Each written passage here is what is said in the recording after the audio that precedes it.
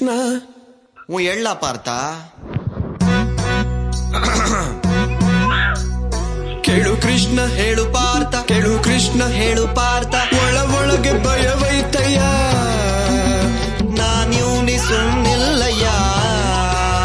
ಕೇಳು ಕೃಷ್ಣ ಹೇಳು ಪಾರ್ಥ, ಕೇಳು ಕೃಷ್ಣ ಹೇಳು ಪಾರ್ಥ. ಈ ಕರ್ಮ ನನಗ್ಯಾಕಯ್ಯ, ಧರ್ಮನ ಕಾಪಾಡಯ್ಯ.